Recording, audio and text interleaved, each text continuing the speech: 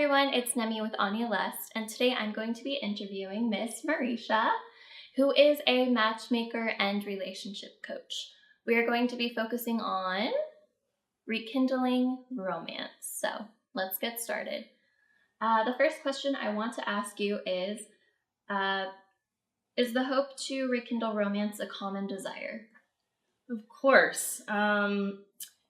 As a matchmaker and relationship coach, I see people who clearly want to have that spark in their relationship. While I see, whether single, divorced, or even married people, that desire is definitely there. And what's important, I think, is communication in being able to rekindle your romance. And even before that, I think what's important is being able to identify what matters most to you, and from your core values to your interests, the things that make you feel intimate or feminine or masculine, and the things that you want your partner to bring out in you. It's important to really identify what those things are so that you can express them to your partner. We need to be open when we connect with our partners, right? Whatever it is that we're looking for romantically, traveling with them, where to go to eat, express what you want. You have to be open. Yeah. And you can't expect your partner to be your mind reader, right? No, I'm the mind reader. I mean, sometimes we think, well, we've been married for 20 years. They should know what I want. No. You're not the same person that you were 20 years ago. Yeah. There are things that have evolved in terms of your interests, in terms of your passions, and your partner needs to be kept abreast of those things, but you have to be the voice for that. Okay, so communication, big thing. So what kind of romantic gesture would you say would help your significant other feel important and loved on a day-to-day basis? So I think the best teacher is experience, right? And so what's important is for, again, kind of going back to that communication piece, but again, as I mentioned before the communication piece, what I call a self-inventory is really important.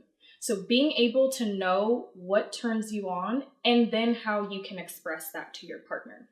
Certain gestures may be pleasurable for you that are not pleasurable for your partner, but being able to compromise is important, right? Yeah. So being able to have that dialogue is important, but you have to know what matters and what makes you feel good first and foremost. Okay. All right. So that being said, what advice would you give anyone who's been stuck in their daily routine, can't get out of that just boring stage of the relationship? What excitement can you bring, or what can anyone bring to a relationship? Absolutely. And going back to that point of experience being the best teacher, I think sometimes we get stuck in that mundane routine of our relationship. We've dated, now we're married forever, and we just do the same thing over and over. Yep. But treat yourself how you want someone else to treat you. The golden rule. Absolutely. Well, and it's a little bit different than the golden rule, because the golden rule is treat yourself how you want others to treat you, which you're correct. But I say first treat yourself the way you want others to treat you, because that's you setting the standard. That's you learning what makes you feel important. So if, some people like more wine and dine type of romance. Other people like more playful, intimate type of romance. But you need to be the example for your partner first, so that you're teaching them and showing them, but you're also teaching and rekindling that memory for yourself, right? Sometimes we always look outside of ourselves to get validation, to be pleased, to, be happy, and whatever other emotions that we're looking for. But you have to first learn how to be fulfilled from an inside place, right? Right. So teaching yourself first what those things are. Maybe it's going and taking a tantra class, right? Yeah. Or, buying some lingerie even, and prancing around the house to your favorite Beyonce tunes. But learning what that looks like for you, what does romance look like for you, and demonstrating that for your partner. Yeah, I think that we can correlate that to our other video, which we talked about is self-love. It's important to do that, it sounds like, to kind of get yourself into the mood as well. Absolutely. Which is totally important, I see. So which partner do you think should be the one to keep the romance alive? Oh, well, there's two people in a relationship, so definitely both partners. It takes two to make a thing go right, right? Absolutely. So both partners definitely need to play a role in, and what you feel is a reflection of what you're both contributing to the experience. So you both need to put in the energy and effort to make things keep going, right? You need it to be sustainable. What do you do to make that work? It's a partnership, so. I agree, totally. Well, we've covered a few talking points. Is there anything else you'd like to add? So I would love to, definitely for any of your viewers watching, if they are interested in learning how to rekindle the flame, I have a couple of different opportunities for them. One, I have an ebook. It's called The Spark. And it's really just a 50 plus questions and prompts that you can use to get to know your partner again, right? Yeah.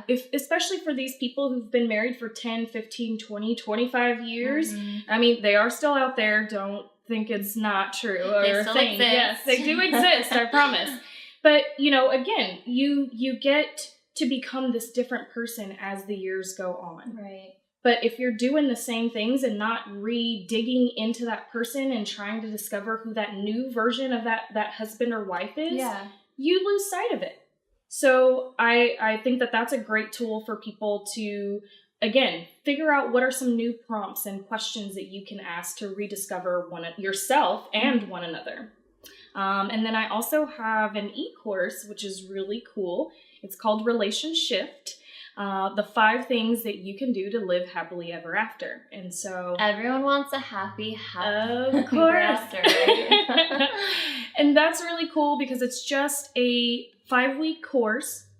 Each week we're going over different exercises that you can do to identify the mindsets that you have and the behavior patterns that you're displaying in your relationships that are causing you to have conflict or not that spark that you're looking for, right? Yeah. And how we can shift those things so that you do ultimately live happily ever after. Yes, mindset is important. Totally. Well, thank you so much. I hope that everyone can feel inspired and take something home with them.